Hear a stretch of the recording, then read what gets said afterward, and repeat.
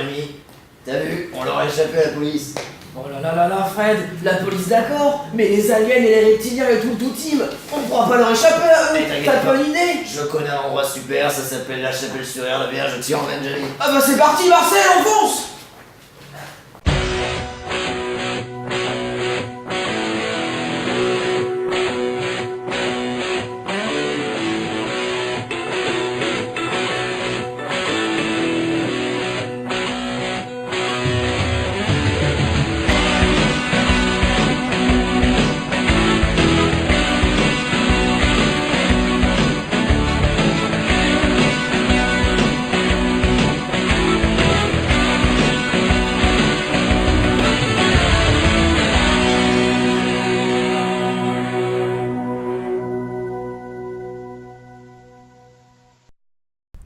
Hop là, j'ai mis, je suis à la Chapelle-sur-Erdre, ça y est. Et regarde, je suis juste devant la mairie de la commune qui a été fondée au XVe siècle par l'explorateur Patrice Foussel.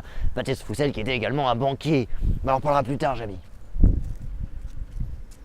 Une bien belle mairie, en effet. Vois-tu Fred, c'est en 1702 qu'à la demande du gouvernement papou, Patrice Foussel est envoyé pour trouver une solution à l'apocalypse, qu'elle puisse être d'origine humaine, d'origine naturelle ou autre. Il décide donc d'établir une place forte en Loire-Atlantique, région chère à son cœur, et il fonde ainsi la commune de La Chapelle-sur-Erdre. Et bien justement, Jamy, regarde où je suis juste devant l'église de la Chapelle-sur-Erdre, qui elle aussi fait partie du plan d'armement en cas d'invasion extraterrestre ou autre. Regarde, à l'intérieur de son clocher, qui sonne d'ailleurs à peu près tous les quarts d'heure, il y a une immense parabole qui est capable d'entendre absolument tout ce qui se passe autour dans le ciel. Franchement, on les entendra venir, Jamy. On pourra les entendre, et de loin. Car en effet, le clocher de l'église Sainte-Catherine à la Chapelle-sur-Erdre est conçu comme un immense micro-géant, capable d'entendre des sons provenant de distances très lointaines. Il est également capable de se pencher à gauche comme à droite, en avant comme en arrière, pour ainsi capter des sons provenant des quatre coins de l'univers quand triomphe le mal. L'église est également conçue pour accueillir des prêtres chercheurs, qui sont ici pour écouter les sons captés par le clocher et ainsi prévenir d'éventuels dangers provenant de l'extérieur. Et regarde où je suis, Jamy, je suis devant le collège Le Grand Beauregard, qui est nommé d'après le célèbre astrophysicien Olivier de Beauregard, qui étudiait les formes de vie extraterrestres et non humaines. Mais regarde, Jamy, cet endroit est en réalité un gigantesque complexe militaire destiné à former les élèves pour qu'ils deviennent les futurs soldats d'élite de la nation française. On les appelait d'ailleurs les chevaliers de Beauregard.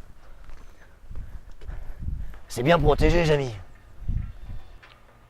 C'est bien protégé et il y a de quoi. Car en effet, depuis 700 ans maintenant, les chevaliers de Beauregard s'entraînent sans relâche au maniement de diverses armes, comme par exemple le AK-47, le trombone ou encore la Claymore, comme celle-ci, possédée par Patrice Foussel en personne.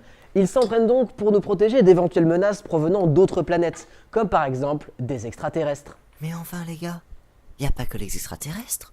Il peut y avoir d'autres menaces qui nous attaquent aussi. Et bien justement la petite voix, regarde où je suis juste devant la cour du collège Le Grand Beauregard et à l'intérieur il y a cette statue qui renferme un mécanisme. Si on l'active, on arrive dans un complexe qui a été étudié spécialement pour accueillir les reptiliens. Et au cas où ce ne seraient pas nos ennemis. Ainsi qu'un laboratoire s'il ne l'était pas. Car en effet, les chevaliers de Beauregard sont également entraînés pour combattre des menaces provenant de l'intérieur, comme par exemple les fameux reptiliens.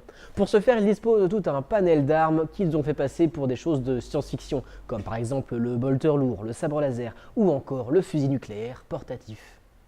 Et bien justement Jamy, regarde je suis sur un des 3 champs d'entraînement du collège Beauregard. Alors il y en a 2 ici et celui-là c'est le plus petit. Enfin bon, plus petit, il est quand même balèze hein, parce qu'il fait près de 3 hectares. En effet, ça fait beaucoup de place, mais les chevaliers de Beauregard en ont besoin, car chaque année, ils recrutent en moyenne entre 7 et 627 341 recrues pour rejoindre les rangs de la fière nation française. Et il s'avère que depuis la fondation de la commune, la mairie a constamment voulu agrandir un maximum les champs d'entraînement pour avoir de plus en plus de recrues. La Chapelle-sur-Erdre est donc une ville saine et constructive qui prend bien soin de ses habitants. En plus de ça, un système d'urgence d'évacuation a été instauré en cas d'attaque. Comme quoi, il n'y a vraiment rien à craindre. Alors je suis fier d'administrer la commune de la Chapelle-sur-Erdre parce que c'est une commune qui prend soin de ses habitants. C'est ce que je dis, je suis chapelain de pure souche. et surtout qu'on est paré à toutes les éventualités. D'ailleurs, ça nous donne une devise, ne fais pas à autrui ce que tu ne veux pas que l'on te fasse. C'est pas ça. Vous étiez pas maire de Pornic, vous, avant? Non.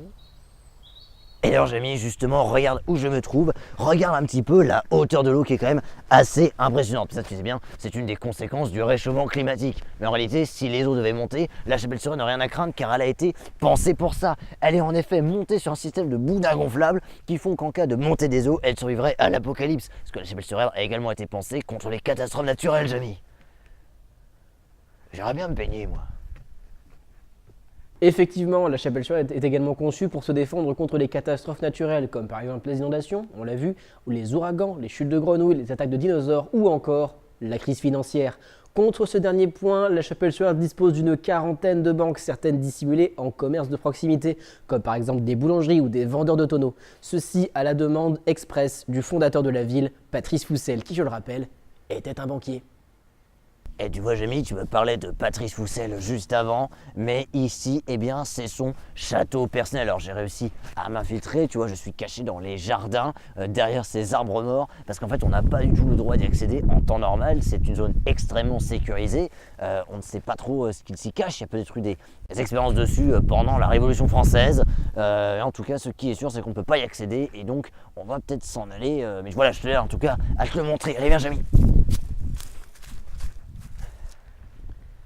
Eh bien, c'est un bien beau château, mais cela ne s'arrête pas là. Effectivement, lors de sa construction, Patrice Foussel a décidé d'établir un système de souterrains reliant divers bunkers à travers tout le territoire chapelain, créant ainsi un immense complexe composé de logements, de cantines, de laboratoires, de superordinateurs, pour ainsi survivre à un éventuel hiver nucléaire. À ce sujet, Jamie, regarde bien, Patrice Foussel avait juste à côté de son château cette plaque d'égout, ce bunker qui mène bien jusqu'à l'usine et la salle des scanners pour pouvoir évidemment tuer les monstres de Xana. Quand je te dis que la Chapelle-sur-Erdre est prête à toutes les éventualités, Jamie, ouais, quand même, ils étaient bien équipés pour l'an 15. Hein. Entre plaisance et protection, la Chapelle-sur-Erdre s'inscrit dans un nouveau type de ville destiné au bien-être de ses habitants ainsi que de ses administrés. La ville parfaite en somme. Alors Jamie, ça te plaît la Chapelle-sur-Erdre? Ah ouais, comme ça on saura où aller en cas d'apocalypse. Ah bah là, je t'avais dit, c'est vraiment l'endroit idéal, tu vois, genre même là, impossible de se tromper, c'est the place to be. Par contre, ça fait un peu peur de fantômes par ici, tu trouves pas? Ouais, d'ailleurs, la Chapelle-sur-Erdre, pour les fantômes, ils sont protégés, tu crois? Oh merde, je crois pas, non? Oh bah non, merde alors! Oh, on va pas rester là, viens.